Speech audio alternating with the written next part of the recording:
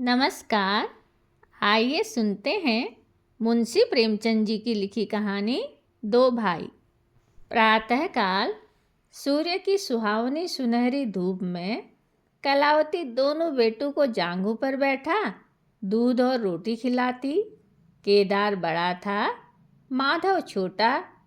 दोनों मुंह में कौर लिए कई पग उछल कूद कर फिर जांघों पर आ बैठते और अपनी तोतली बोली में इस प्रार्थना की रट लगाते थे जिसमें एक पुराने सहृदय कवि ने किसी जाड़े के सताए हुए बालक के हृदयोद्गार को प्रकट किया है।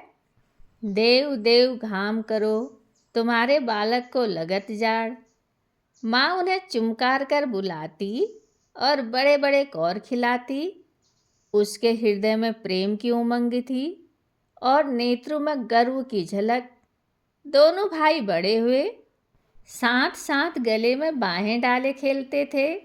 केदार की बुद्धि चुस्त थी, माधव का शरीर।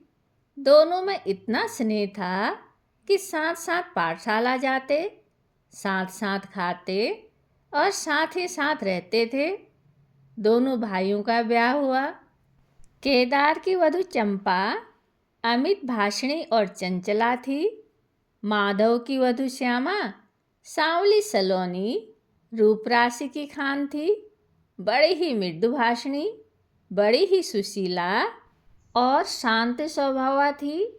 केदार चंपा पर मोहे और माधव श्यामा पर रिझे, परंतु कलावती का मन किसी से न मिला। वह दोनों से प्रसन्न और दोनों से अप्रसन्न थी। उसकी शिक्षा दीक्षा का बहुत अंश इस व्यर्थ के प्रयत्न में व्यय होता था कि चंपा अपने कार्यकुशलता का एक भाग श्यामा के शांत स्वभाव से बदल ले। दोनों भाई संतानवान हुए। हरा भरा वृक्ष खूब फैला और फलों से लद गया। कुत्सित वृक्ष में केवल एक फल दृष्टिगोचर हुआ, वह भी कुछ पीला सा मुरझाया हुआ। किंतु दोनों अप्रसन्न थे। माधव को धन संपत्ति की लालसा थी और केदार को संतान की अभिलाषा। भाग्य की इस कूटनीति ने सने सने द्वेष का रूप धारण किया, जो स्वाभाविक था। श्यामा अपने लड़कों को संवारने सुधारने में लगी रहती, उसे सिर उठाने की फुर्सत नहीं मिलती थी। बेचारी चंपा को चूल्हे में जलना और चक्की में पिसना पड़ता। यह अनीति कभी कभी कटु शब्दों में निकल जाती। श्यामा सुनती, कुढ़ती और चुपचाप सह लेती, परंतु उसकी यह सहनशीलता चंपा के क्रोध को शांत करने के बदले और बढ़ा देती। यहाँ तक कि प्याला लबालब भर गया। हिरन भागने की राह न पाकर शिकारी की तरफ लपका। चंपा और श्यामा समकोण बनाने वाली रेखाओं की भांति अलग हो गईं। उस दिन एक ही घर में दो चूल्हे जले, परंतु भाइयों ने दाने की सूरत न देखी और कलावती सारे दिन रोती रही। कई वर्ष बीत गए। दोनों भाई जो किसी समय एक ही पालथी पर बैठते थे, एक ही थाली में खाते थे और एक ही छाती से दूध पीते थे, उन्हें अब एक घर में, एक गांव में रहना कठिन हो गया। परंतु कुल की साख में बट्टा न लगे, इसलिए ईर्ष्या और द्वेष की धधकी हुई आग को राख के नीचे दबाने की व्यर्थ चेष्टा की जाती थी। उन लोगों में अब भातृ स्नेह न था, केवल भाई के नाम की लाज थी। माँ भी जीवित थी, पर दोनों बेटों का वैमनस्य देखकर आंसू बहाया करती। हृदय में प्रेम था, पर नेत्रों में अभिमान न था। कुसुम वही था, परंतु वह छटा न थी। दोनों भाई जब लड़के थे, तब एक को रोते देखकर दूसरा भी रोने लगता था। तब वह नादान, बेसमझ और भोले थे। आज एक को रोते हुए देखकर दूसरा हंसता और तालियां बजाता। अब वह समझदार और बुद्धिमान हो गए थे। जब उन्हें अपने पराये की पहचान न थी, उस समय यदि कोई छेड़ने के लिए एक को अपने साथ ले जाने की धमकी देता, तो दूसरा जमीन पर लौट जाता और उस आदमी का कुर्ता पकड़ लेता। अब यदि एक भाई को मृत्यु भी धमकाती तो दूसरे के नेत्रों में आंसू न आते। अब उन्हें अपने पराये की पहचान हो गई थी। बेचारे माधव की दशा सोचनी थी। खर्च अधिक था और आमदनी कम, उस पर कुल मर्यादा का निर्वाह। हृदय चाहे रोए पर होंठ हंसते रहे। हृदय चाहे मलिन हो पर कपड़े मैले न हो। 4 पुत्र थे, 4 पुत्रियां और आवश्यक वस्तुएं मोतियों के मोल। कुछ पाइयों की जमींदारी कहाँ तक संभालती। लड़कों का ब्याह अपने वश की बात थी, पर लड़कियों का विवाह कैसे टल सकता था। 2 पाई जमीन पहली कन्या के विवाह में भेंट हो गई। उस पर भी बाराती बिना भात खाए आंगन से उठ गए। शेष दूसरी कन्या के विवाह में निकल गई। साल भर बाद तीसरी कन्या का विवाह हुआ। पेड़ पत्ते भी न बचे। हाँ, अब की डाल भरपूर थी, परंतु दरिद्रता और धरोहर में वही संबंध है जो मांस और कुत्ते में। इस कन्या का अभी गौना भी न हुआ था कि माधव पर 2 साल के बकाया लगान का वारंट आ पहुंचा। कन्या के गहने गिरों यानी बंधक रखे गए। गला छूटा। चंपा इसी समय की ताक में थी। तुरंत नए नातेदारों को सूचना दी, तुम लोग बेसुध बैठे हो, यहाँ गहनों का सफाया हुआ जाता है। दूसरे दिन एक नाई और 2 ब्राह्मण माधव के दरवाजे पर आकर बैठ गए। बेचारे के गले में फांसी पड़ गई। रुपये कहाँ से आवे। न जमीन, न जायदाद, न बाग, न बगीचा। रहा विश्वास, वह कभी का उठ चुका था। अब यदि कोई संपत्ति थी तो केवल वही 2 कोठरियाँ जिसमें उसने अपनी सारी आयु बिताई थी, और उसका कोई ग्राहक न था। विलंब से नाक कटी जाती थी। विवश होकर केदार के पास आया और आंसू में आंसू भरकर बोला, भैया, इस समय बड़े संकट में हूँ, मेरी सहायता करो। केदार ने उत्तर दिया, मद्दू, आजकल मैं भी तंग हो रहा हूँ, तुमसे सच कहता हूँ। चंपा अधिकारपूर्ण स्वर से बोली, अरे, तो क्या इनके लिए भी तंग हो रहे हो। अलग भोजन करने से क्या इज्जत अलग हो जाएगी। केदार ने स्त्री की ओर कनखियों से ताक कर कहा, नहीं नहीं, मेरा यह प्रयोजन नहीं था। हाथ तंग हैं तो क्या, कोई न कोई प्रबंध किया ही जाएगा।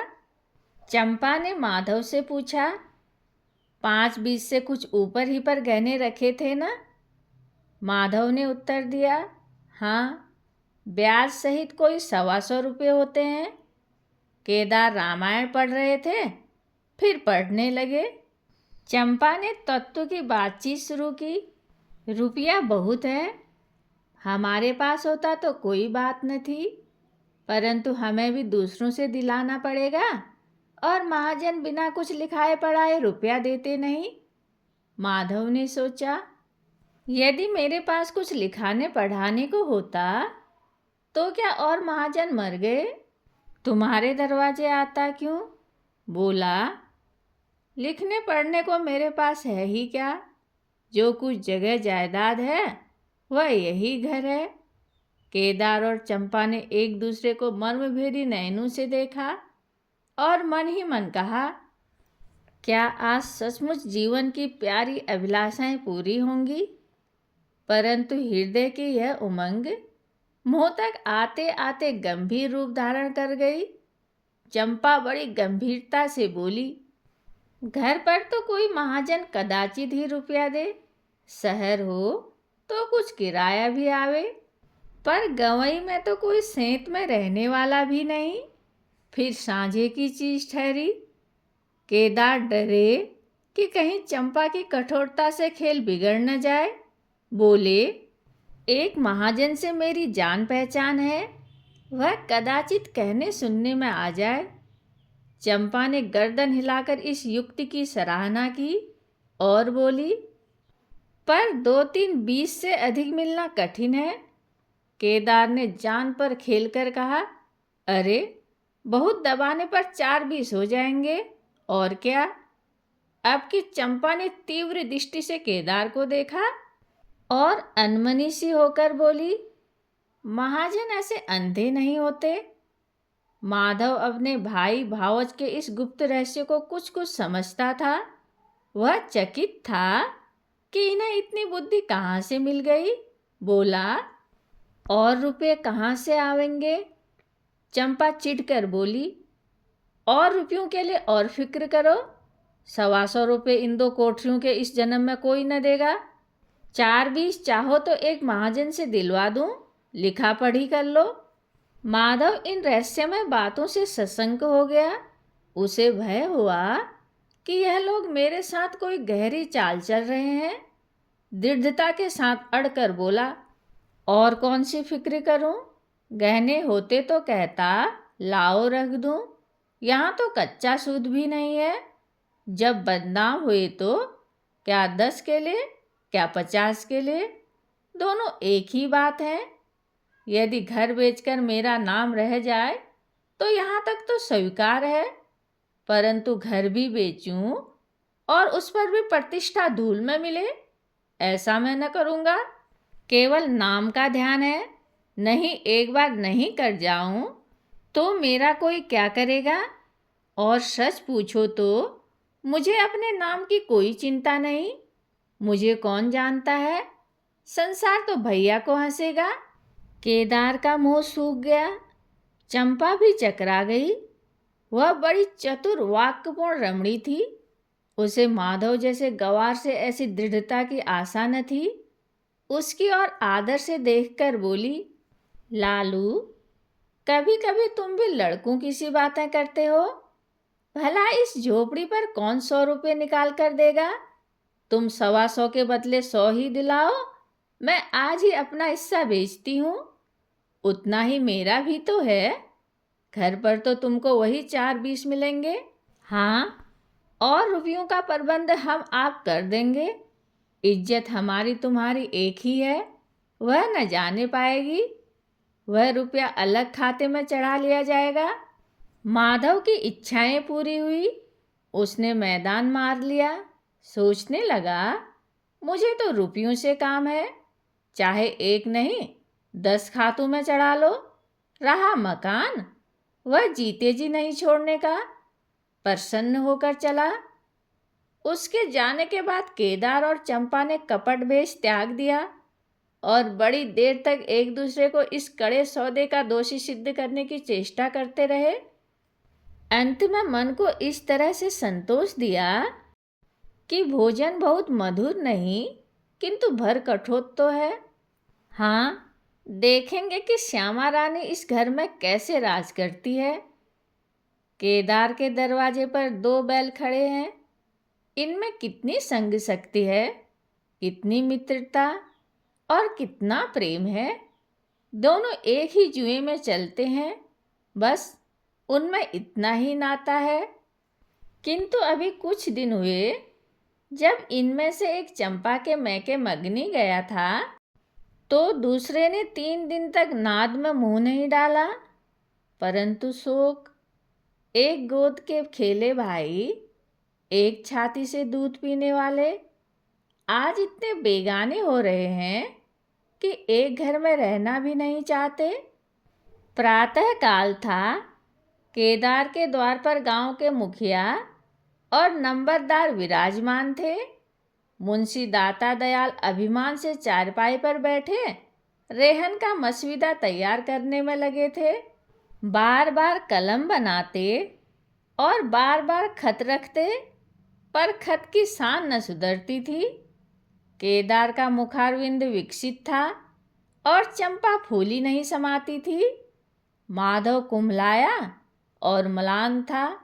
मुखिया ने कहा, भाई ऐसा हित न भाई ऐसा शत्रु। केदार ने छोटे भाई की लाज रख ली। नंबरदार ने अनुमोदन किया। भाई हो तो ऐसा हो। मुख्तार ने कहा, भाई सपूतों का यही काम है। दाता दयाल ने पूछा, रेहन लिखने वाले का नाम? बड़े भाई बोले, माधव वल्द शिवदत्त।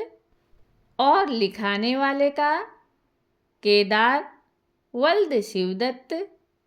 माधव ने बड़े भाई की ओर चकित होकर देखा, आंखें डबडबाई।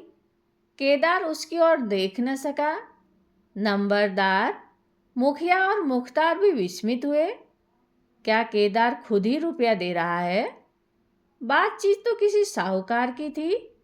जब घर ही में रुपया मौजूद है तो इस रेहननामे की आवश्यकता ही क्या थी? भाई भाई में इतना अविश्वास। अरे राम राम, क्या माधव 80 रुपये का भी महंगा है? और यदि दबा ही बैठता तो क्या रुपये पानी में चले जाते? सभी की आंखें सेन द्वारा परस्पर बातें करने लगी, मानो आश्चर्य की अथाह नदी में नौकाएं डगमगाने लगी हों। श्यामा दरवाजे के चौखट पर खड़ी थी। वह सदा केदार की प्रतिष्ठा करती थी, परंतु आज केवल लोक रीति ने उसे अपने जेठ को आड़े हाथों लेने से रोका। बूढ़ी अम्मा ने सुना तो सूखी नदी उमड़ आई। उसने एक बार आकाश की ओर देखा और माथा ठोक लिया। अब उसे उस दिन का स्मरण हो आया जब ऐसा ही सुहावना सुनहरा प्रभात था और दो प्यारे प्यारे बच्चे उसकी गोद में बैठे हुए उछल कूद कर दूध रोटी खाते थे। उस समय माता के नेत्रों में कितना अभिमान था, हृदय में कितनी उमंग और कितना उत्साह। परंतु आज आज नयनों में लज्जा है और हृदय में शोक संताप। उसने पृथ्वी की ओर देखकर कातर स्वर में कहा, हे नारायण, क्या ऐसे पुत्रों को मेरी ही कोख में जन्म लेना था? कहानी सुनने के लिए धन्यवाद।